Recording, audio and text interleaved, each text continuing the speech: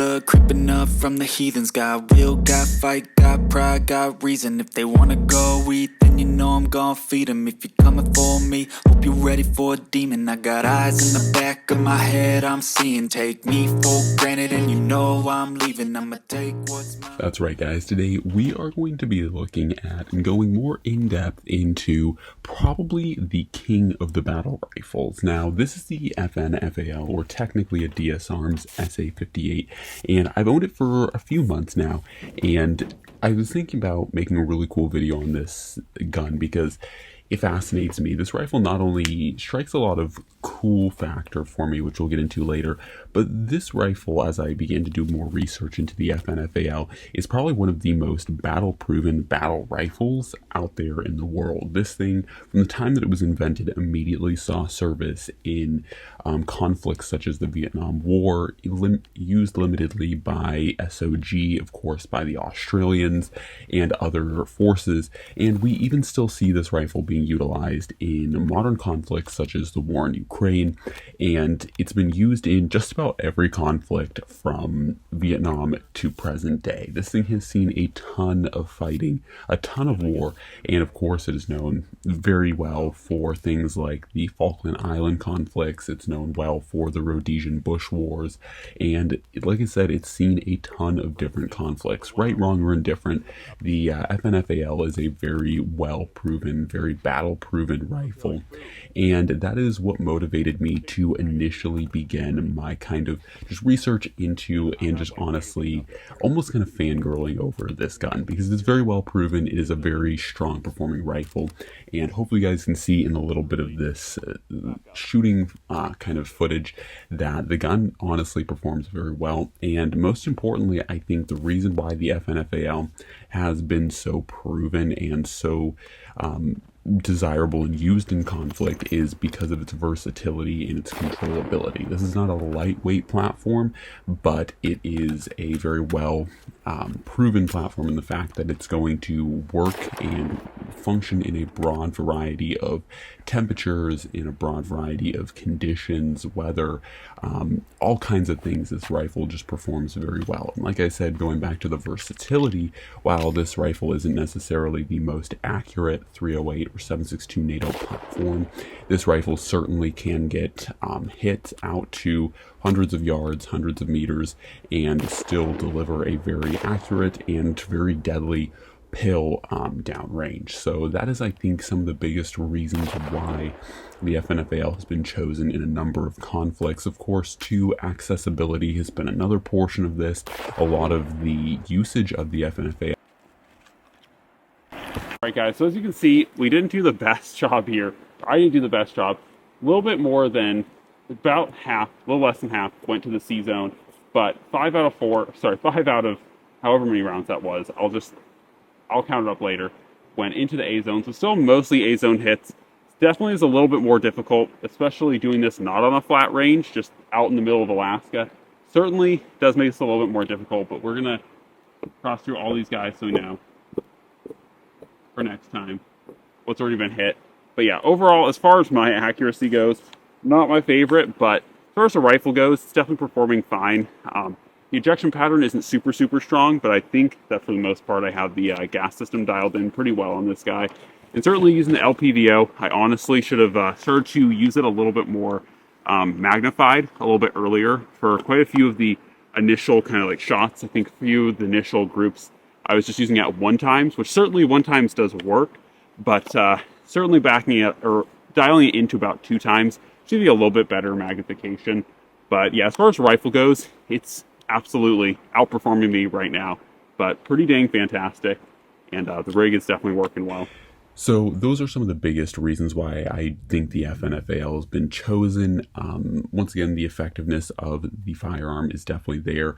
Now, the effectiveness of modernizing this platform, this is something that initially I thought was almost more of a almost meme, if you will. I wasn't necessarily expecting this rifle to be the best modernized, but this OSW version of the rifle I think has been proven to do very well. As you guys can see, it moves well, it shoots well, well, and when you're able to modernize it, throwing things like lights, lasers, newer, more updated optics, you do increase the already effective and versatile platform of the FN FAL, making it something that is a kind of DMR platform where if you need to do close quarters operations, you can do that with this rifle. If you need to reach out to 100, 200 yards, touch something, this can also do that. Still not the best grouping. That was a bit of a Mozambique drill. I'm still trying to get the hang of everything here. It's definitely a little bit different than the flat range, but you can see pretty much all of my shots to the body are A-zone hits. Got one here and then one right on the edge, but still pretty much it is technically an A-zone hit. So pretty good on the body. The headshots were where things fell apart, and I think that during the transitions just wasn't paying enough attention because I was too busy trying to like get the gun figured out. So definitely on me for that one, but as far as the actual rifle goes, the FAL's super controllable during this kind of drill. So yeah, I'm gonna pace these guys up and we're gonna go from there.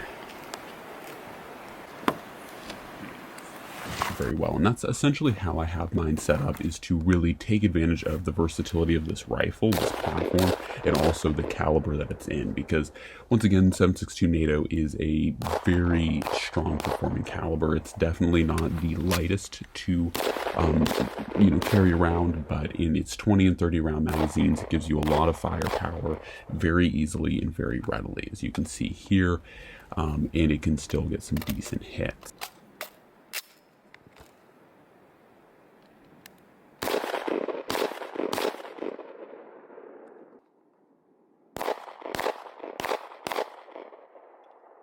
Alright guys, we are back finally from the range, from the outdoors, and as my performance definitely was not so great, it was definitely a really great point showing how not in shape I am and how rough it is to slosh around in the snow. It is definitely not easy with a lot of kit on and with a heavier rifle. But anyways, let's talk about why I still think, even after sloshing around with this heavy rifle, why it's still one of the best battle rifles of all time. As I've said before, I think that this is probably one of the most battle-proven battle rifles out there. It's been used in tons of wars, from everything from Vietnam, even limited use by operations like MACV, SOG, and such. This thing has seen a crazy ton of use just through the hands of just about anyone. Even to this day, even in Ukraine, this thing is still being used. And so yeah, it's just a crazy ton of use with this gun. It's very battle proven, and it does get the job done, albeit, like I said, it's a heavy monster, but realistically, these things are pretty awesome. That's why I really wanted to make another video on this firearm, is because it just is pretty freaking epic. Now, overall, for my experiences yesterday, some recaps. Once again, the FAL is a heavier, older school rifle, but as I use it more and more, initially in some of my earlier videos, I was kind of skeptical to how well it would actually work. And there's definitely some bias for me. I want the FAL to work. I want it to be successful because I've always loved FALs, but truly, I think it is actually shaping up to be a fantastic rifle, even for the modern day. And once again, this is why you still see it used in so many conflicts. Once again, it is also available, but it is also a solid rifle. So as far as modifications go, of course, as I've said in other videos, this is an OSW, or Operations Specialist weapon. So what that means is that this gun is more modernized. You have a pick rail up top here, you have a quad rail here, and that means that you can update it. You can throw things like lights on. So of course, this does have a weapon mounted light on the side here, as you can see. And of course, I have a pressure pad here to activate it. And it isn't the highest speed or the lowest drag per se, but it does get the job done. And of course, like I said, I've done modernizations. There's an AR buffer tube on here, essentially to give you compatibility with AR style stocks. And that's also how I mount the sling. And overall, I would say this setup works very well in the actual pressure testing, actually using this thing quickly. And the thing that I ran into the most with this gun is that, of course, like many people, I'm very well trained to the AR manual of arms. So I had some times where I forgot to flip the safety back down. So I'd level it, go to pull the trigger, still on safety, have to drop the safety and then shoot. So that kind of frustrated me, but overall, once again, just a little bit different manual of arms with this gun.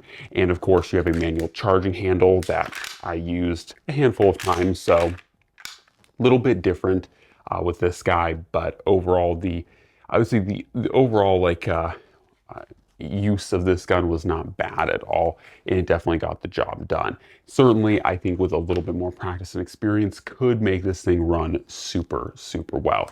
Now, another thing I felt like was worth talking about is these little polymer magazines here. Tons of people on the interwebs have really disparaged these magazines, said that they're horrible, they're garbage, they're unreliable, do not buy them. And personally, the more I use these magazines, the more I feel like we're being lied to, because I used these not exclusively yesterday when I was actually running and gunning with this gun, but I used these things pretty heavily, and I really wanted to actually see how they functioned, if there were going to be failures. And granted, I didn't do like huge round counts. I didn't just mag dump 20 rounds out of this. But in my opinion, if it can function with 5, 6, 7 rounds, it probably function with 20. And so these guys really are honestly pretty good. And so to kind of break it down with these polymer magazines, I had no failure to feed, no failure to like the gun as far as it fed from these magazines just fine. And I will say that's pretty impressive, because FAL's one of the biggest detractors to the FAL is that it does tend to be pretty picky when it comes to its magazines.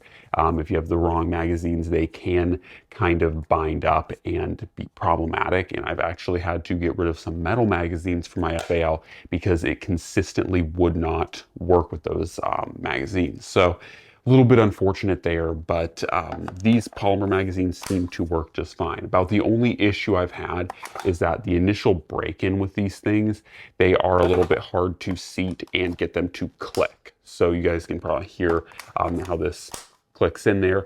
And so initially, I'd say about the first 5 to 10 times that you go to seat one of these polymer magazines, it does not really want to click. And so I could see people potentially having issues with these if they're not really ramming them back home. And what I would say is, until you break in the magazines, you may have to honestly seat it like this and kind of hit it to make sure that it actually locks in. But in my experience, so long as you get this magazine to actually lock into the gun, it's going to work fine. It's going to be perfect. So I will say, I think it's important to note, because for people who own FALs like myself, FAL magazines are incredibly expensive and incredibly hard to source. And DS Arms does very limited production of metal magazines. And while I would say that the metal magazines are certainly preferable, especially if you're going out to the range to LARP, or if you're going out to the range to just shoot, a sight in your scope or red dot or whatever. These are perfectly adequate for that. I don't know if I'd necessarily say like, oh, we can go into battle with these. I don't know if I trust them that much, but certainly when it comes down to like going to the range to LARP around, or going to the range to sight in optics or whatever, these polymer magazines are more than adequate. Like I said, I didn't personally have any failures with them in my limited experience actually running them, but they are definitely promising. And being that these are a quarter of the cost of a real, or not necessarily real, but a metal FAL magazine, and being that these are still available, you can actually go and buy these today, at least at the time of filming this video. You can actually go and buy these right now. I would say that they are a no-brainer, because if you actually want to get reps in actually reloading and actually using your gun, instead of trying to have like all of 2 or 3 metal magazines, actually running these is a really good alternative. So did kind of want to go on a little bit of a side tangent here at the end and talk about that, because like I said, if you can't find a way to feed your FAL, then it's really nonsensical even owning one and shooting one. But the polymer mags do show a lot of potential. So anyways, that has been my experience with this OSW. It is a really fantastic rifle, and I think that it's growing on me more and more, and becoming definitely not like a lightweight, not a maybe super, maybe not the best or the highest speed, lowest drag the highest speed, lowest drag rifle out there in 308, but definitely a solid contender. And in my opinion, like I've said before, like what I find really cool about the FAL is that it is very unique, very different, and is probably one of the most battle-proven battle rifles that exist in history. Like I said, these things have been used and seen in active conflicts really since the inception, since the like 60s when these were first being, marketed and produced by FN to nowadays seeing them in modern conflicts such as Ukraine.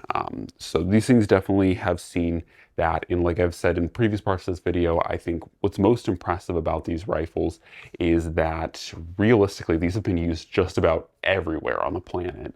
It's crazy to really think that these can probably rival the AR and the AK in the amount of continents they've seen, the amount of conflicts they've seen. And I think the FAL's kind of slept on in that regard because not a lot of people think of it. But everything from like the Falkland Islands to Rhodesia in Africa, to, like I said, Ukraine and many, many other places, the swamps of Vietnam, or not necessarily swamps, but whatever you call it, the frickin' forests or whatnot of Vietnam, the rice paddies, there we go, something like that. Really, like, these have seen every terrain, every condition, and, they are pretty darn reliable, pretty darn great guns.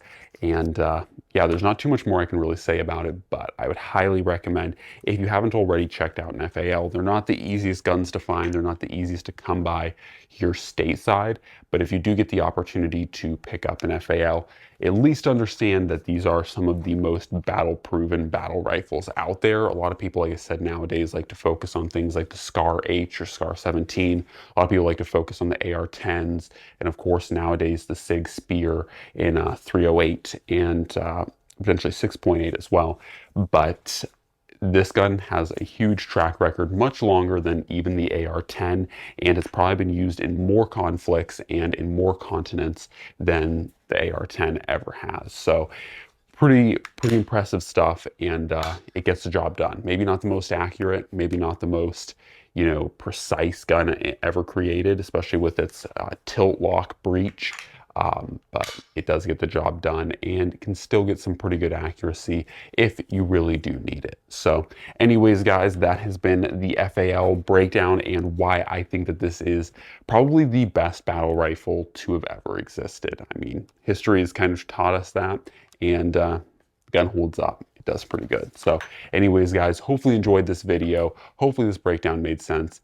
As always, guys, God bless, and I'm out.